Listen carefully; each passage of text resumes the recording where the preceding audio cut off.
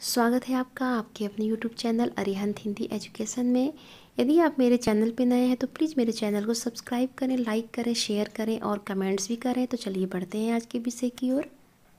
आप लोग कक्षा 11 साहित्यिक हिंदी के अंतर्गत अभ्यास प्रश्न को देख रहे हैं, जो पद्यांश पर आधारित प्रश्न है। पहले गद्य पे आधारित प्रश्न पूछे जाते थे, तो पूछे ही जाएंगे। अब नई शिक्षा नीति के अंतर्गत पद्यांश पर आधारित प्रश्न भी पूछे जाएंगे। तो आप जब तक इसकी व्याख्या अच्छे से नहीं देखेंगे तब तक आप इसके प्रश्नों को हल नहीं कर पाएंगे। तो व्याख्या इसकी देखने के लिए इसी के डिस्क्रिप्शन में उसका लिंक दिया हुआ है इस पाठ का, आप उसे अवश्य देख लें। और चलिए प्रश्नों को हल करते हैं।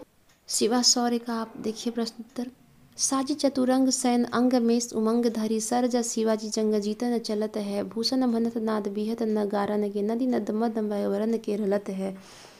ऐल फैल खैल भैल खलक में गैल गैल गजन सिठैल पैल सैल उछलत है। तारा सोतर निधुरी धारा में लागत जी मिथारा पर पारा पारावार यूँ हलत है। तो यहाँ देखिए शिवा शौर्य का वर्णन है। अब इसी पद्य पर आधारित प्रश्न दिए गए हैं। तो प्रश्न नंबर 1 है, उपयुक्त पद्यांश का संदर्भ लिखिए या पद्यांश के कवि एवं शीर्षक का नाम लिखिए। तो पद्यांश के कवि का नाम है वीर रस के कवि भूषण और शीर्षक का नाम है शिवा शौर्य। आप इसका संदर्भ यदि लिखना चाहें तो इसका संदर्भ भी लिख सकते हैं। प्रस्तुत पंक्तियाँ हमारी पाठ्य पुस्तक काव्य के शिवा शौर्य नामक पाठ से लिया गया है, जिसके रचयिता वीर रस के महान कवि भूषण जी हैं। और दूसरा प्रश्न है, देखिए रेखांकित अंश की व्याख्या कीजिए। तो रेखांकित अंश की व्याख्या में देखिए, साजी चतुरंग सैन अंग में उमंगीधारी सरजा शिवाजी जंग जीतन चलत है। अर्थात शिवाजी महाराज अपनी चतुरंगिणी सेना को सजाकर शरीर में उमंग यानी उत्साह धारण करके युद्ध जीतने के लिए प्रस्थान कर रहे हैं।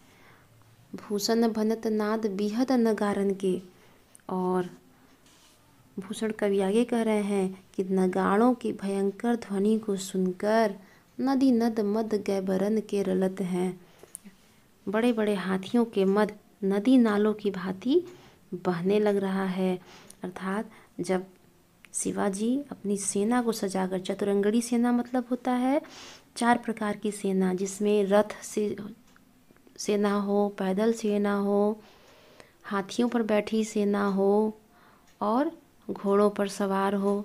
तो रथ, हाथी, घोड़ा, पैदल, ये सभी जो 4 प्रकार की सेना चतुरंगिणी सेना कही जाती है।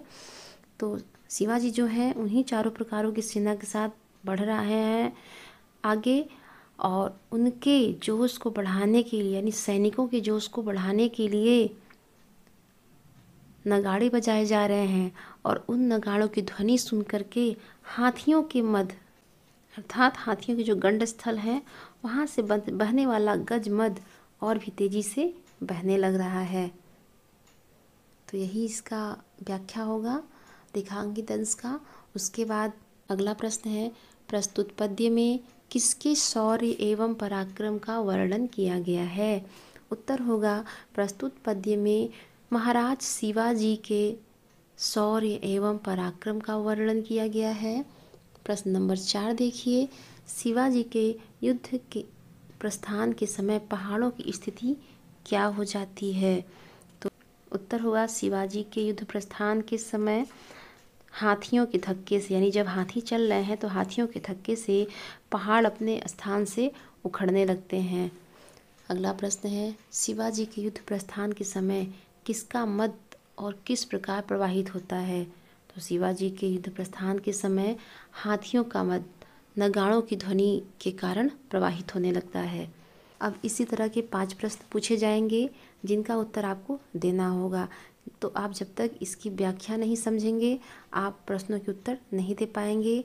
इसलिए आप पहले इसकी व्याख्या देखिए, उसके बाद अपनी किताब में प्रश्नों को हल कीजिए, क्योंकि अब आपको व्याख्या की बजाय इसी तरह के प्रश्न करने को आएंगे जो कि 10 नंबर का होगा, यानी प्रत्येक प्रश्न का उत्तर 2-2 नंबर का है।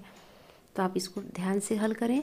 आगे देखते हैं, बाने फहराने घहराने घंटा गजन के, नाही ठहराने रावराने देश देश के, नग भहराने ग्राम नगर पराने सुनी बाजत निशाने शिवराज जो नरेश के। हाथिन के हौदा उकसाने कुंभ कुंजर के धौन को हजाने। अरे छूटे लटकेश के दल के दरारन के कमठ करारे फूटे केरा के से पात विहराने फनशेष के। तो उपयुक्त पद्यांश का संदर्भ देखिए। प्रस्तुत पंक्तियाँ हमारी पाठ्य पुस्तक काव्य के शिवा शौर्य पाठ से लिया गया है, जिसके रचयिता वीर रस के महान कवि भूषण जी हैं। यहाँ पे देखिए पद्यांश का कवि और शीर्षक, तो कवि का नाम भूषण, शीर्षक है शिवा शौर्य। अगला प्रश्न है रेखांकित अंश की व्याख्या कीजिए। तो चलिए रेखांकित अंश की व्याख्या देखते हैं। रेखांकित अंश की व्याख्या, बाने फहराने खहराने घंटा गजन के, नहीं ठहराने रावराने देश देश के, नग बहराने ग्राम नगर पराने सुनी बाजत निशाने शिवराज जो नरेश के। तो यहाँ पे शिवाजी की सेना, बाने बाने मतलब झंडा, यानी शिवाजी की सेना के झंडे फहराने लगे और घहराने घंटा गजन के, अर्थात हाथियों के घंटे, गज मतलब हाथी, घंटा मतलब जो हाथियों ने गले में घंटी पहन रखी है उसकी ध्वनि तेज तेज से होने लगी। यानी यह है कि शिवाजी की सेना के झंडे फहराने लगे और हाथियों के घंटे घनघोर ध्वनि करते हुए बज गए।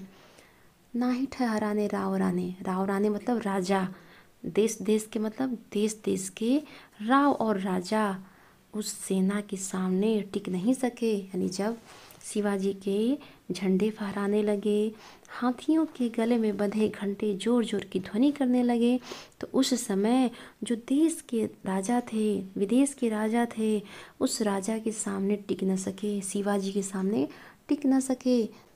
नग बहराने ग्राम नगर पराने सुनी बाजत निशाने शिवराज जो नरेश के, अर्थात जब महाराज शिवाजी के नगाड़ों की आवाज़ गांव के लोग सुन रहे थे तो सुन करके पराने मतलब भाग जा रहे थे और हाथियों के चलने से, रगड़ से जो नग थे यानी पहाड़ थे वो भर भरा कर गिर जा रहे थे। अर्थात तात्पर्य है कि जब हाथी तीव्र गति से चल रहे थे, उनके चलने से इतनी कंपन हो रही थी कि जो मार्ग में पहाड़ पड़ रहे थे वो भी भर भरा कर नीचे गिर जा रहे थे और इनकी सेना को आते देखकर वहाँ मौजूद उस गांव के लोग भी अपनी जगह छोड़कर भाग जा रहे थे। अगला प्रश्न देखिए, शिवाजी के सैन्य प्रस्थान से कछुए और शेषनाग की क्या दशा हुई।